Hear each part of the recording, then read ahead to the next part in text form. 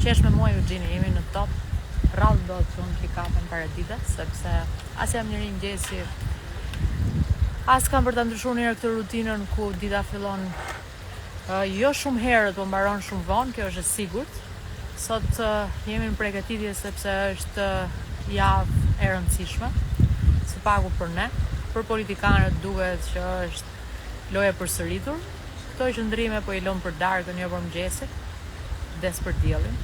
Edhe nisëm ta pinim kafen brenda se kishte njerëz në fakt, po këtë bëra që është një mrekulli diell. Kemi kafe pa sheqer. Ja, e gjithmonë që sheqerin dhe i thash Eugjinit këtë batutën, që nuk është batutë në fakt. Thashë pi pa sheqer dhe nuk e dija kurse i Lorin te kjo e sheqerit apo jo. Si gjithë hipokritët e kësaj bote që mund të përmendin çdo vogëlsi, sepse nuk t'i njohin mirësitë e mëdha. Është dhe kjo batuta që nuk dihet se ku e kursej njërin apo tjetrin, po një gjë po më ndodh të kohë me Eugjinin. Se i thash do bëjmë një live bashkë. Duan të ma marrin gjithë. Këtë nuk e dim që do ta them. Merr njërin telefon, merr tjetrin telefon, atë Eugjinin e keni kështu, atë Eugjinin e keni ashtu. Unë ngila duke thënë është jashtëzakonshëm, është i mirë, po është i fisëm, po nuk e tepron asnjëherë, po të mban balancat, po që më jep qetësi, edhe kam shumë qejf kur e them këtë gjë e mirë për njerëz të mirë. Jo, nuk emocionohesh ti se ke vite që je mësuar kur unë i them gjërat pa prit, edhe pa kompliment.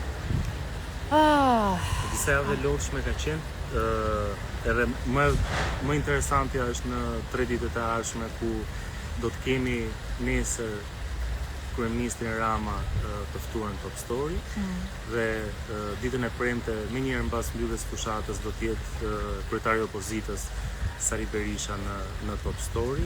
Kam bërë një kalkulim në 10 ditët e fundit kemi realizuar 13 emisione Top Story me 62 të ftuar. Disa janë on air, disa vijojnë, përgatiten ku bëhen pjesët kur ulemi dhe themi kemi gjetë një intervistë jashtëzakonshme, pastaj duhet të diskutojmë sa lidhet kjo me një pjesë tjetër të analizës që duhet të jetë. Është punë e bukur, pa asnjë diskutim. Është punë e bukur Eugjin, në fakt.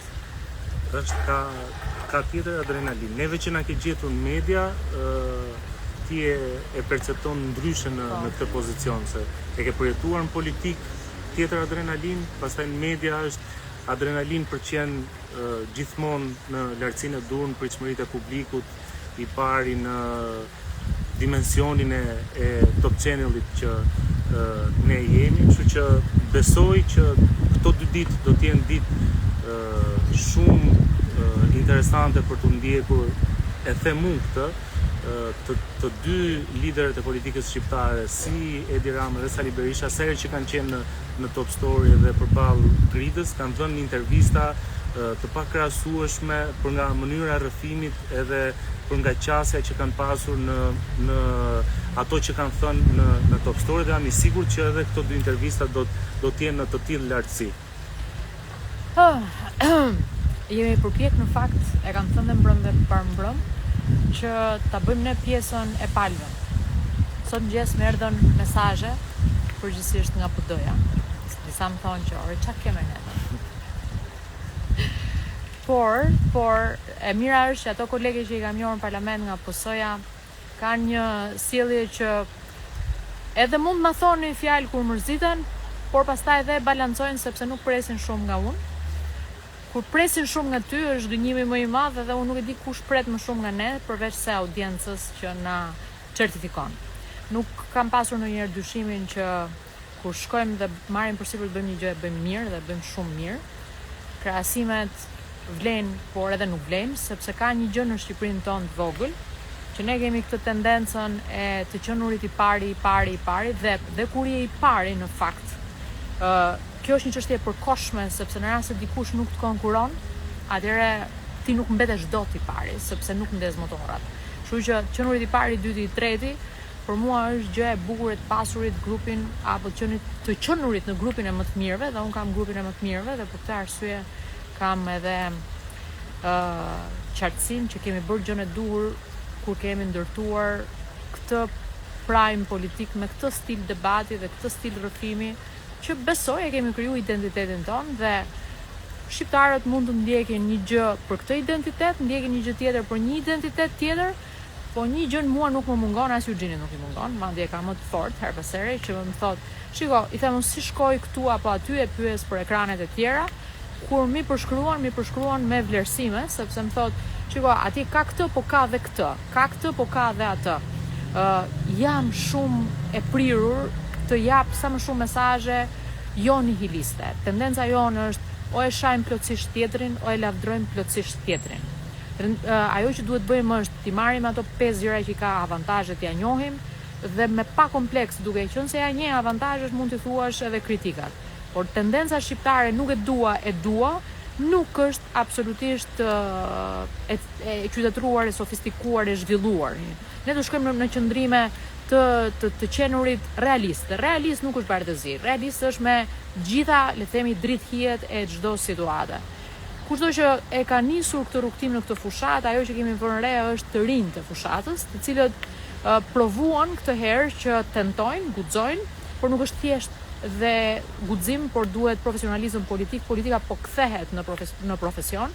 Unë uroj shumë atyre që janë listat e hapura, ta ndryshojnë shumë, le të themi, vizazhin e politikës dhe tendencën për të bërë politik qoftë edhe në stil majoritar duke qenë listat hapura. Dhe du shumë që politika të bëhet trend në Shqipëri, por jo militantesk, trend i të ndjekurit realisht.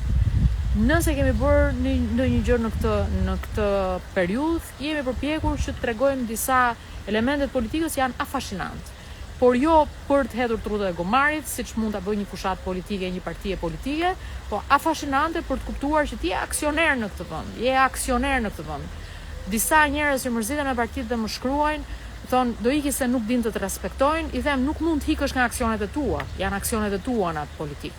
Dhe çdo njeri në Shqipëri në një ditë të zgjedhjeve është aksioner nëpërmjet votës vet. Nuk është gjë thjesht ajo momenti i hedhjes votës. Dhe nuk ka sasi parash që e vlerëson atë në bursën e 50.000 lekësh. Uroj shumë që bursa të jetë rritur, uroj shumë që ne të kemi bërë një gjë që të arrisim bursën e politikës, duke e vendosur atë në një kënd më të këndshëm për të parë dhe më të gjerë për të shijuar, jo vetëm për të parë si çështje kampesh. Ka pasur parti të reja këto zgjedhje, do të ketë rezultate për ato, do të nisim një maraton zgjedhore që në mëngjesin e ditës së diel. Nuk shkova sot ta shoh studion lart. Eugjeni më tha, do vish ta shohësh, tash jo, dua emocionet e atij momenti të parë.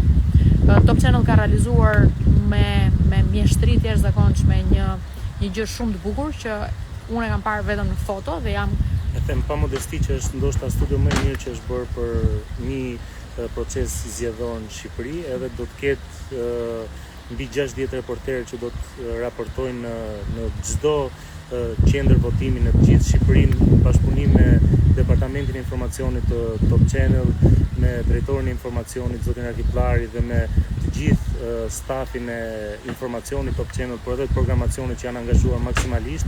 Jam i bindur që do të kemi edhe në maratonën zgjedhore një show politik deri në numërimin e votës fundit, ku për hir të vërtetës këtë herë pritet që të zgjas më shumë për shkak të numërimit edhe të kandidatëve që do të dalin nga listat e hapura.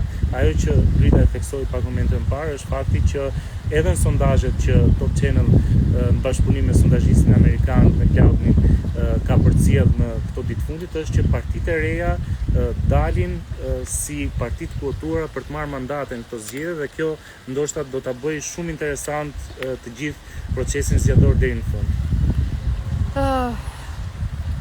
Do të them me her pas here me një lloj ulje koke në kuptimin e ndjesisë brendshme që kam për CEO-n e Top Channelit, që ka një kreativitet dhe një sy televiziv apo një intuit televizive për të ndjekur trendin më avantgard që është në perëndim dhe për ta sjell atë me një kontekstualizim të stilit shqiptar, që e thash me fjali të vështirë, por që do të thot rrallë herë kam parë unë njerëz, në mos them asnjëherë, si Lori Hoxha, që di se çfarë do të thot intuit televizive dhe të bashkoj televiziven me politiken.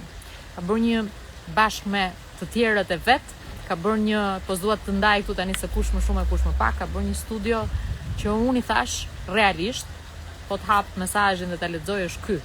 Mund kishe bërë dhe më pak dhe do ishe e para, ti gjithmonë din dhe don bësh bam dhe sepse e ke në gen, sepse e ke në formim etj. Këtë i thash, nuk e di se sa në një farë mënyre do arrit ta mbaj këtë ritëm në këtë Shqipëri e cila lodh her pas here, por një gjë është e sigurt që kur e ke të lindur të te kalon edhe ty vet edhe mërzinë edhe lodhjen dhe ta jep shpërblimin, sepse më shumë se sa fitoret momentale janë qëndrueshmëritë e gjata dhe rezistenca ndaj gjithçkaje që her pas here nduket sikur të lodh, por në fakt nuk është gjë tjetër përveç se të temperon dhe mua më pëlqen. Mua koha më ka temperuar këto kohë me shumë absurde, edhe me shumë her goditje, her le të themi reflektimet forta që kam pasur për gjërat e mia të rëndësishme.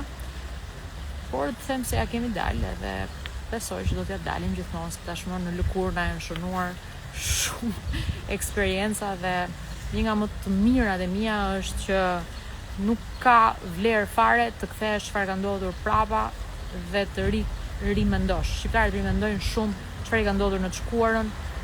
Treçë rregull fjalisë duhet të jetë çfarë duhet të ndodhë në të ardhmen dhe ne kemi shkuar aty mjafton duke folur për atë gjë dhe duke lënë mbrapa gjëra që nuk vlen më t'i përmendim, qoftë edhe ku nuk kemi mundësi t'i ndryshojmë. Disa gjëra do doja t'i ndryshoja në këtë vend. Fakti që dua ende t'i ndryshoj do thotë që ka si unë njerëz plot që nuk e ka humbur tempi për të bërë gjëra. Mjafton ta kesh brenda vetes një nevojë për t'i ndryshuar. Ikën vjen dielli i Shqipërisë, ikën vjen prej kohësh. Unë kam thënë shpesh që Shqipëria nuk është e harruar, është e vonuar. Shpresoj ky treni mos zgjasë kaq gjatë. Mirë. Thank you.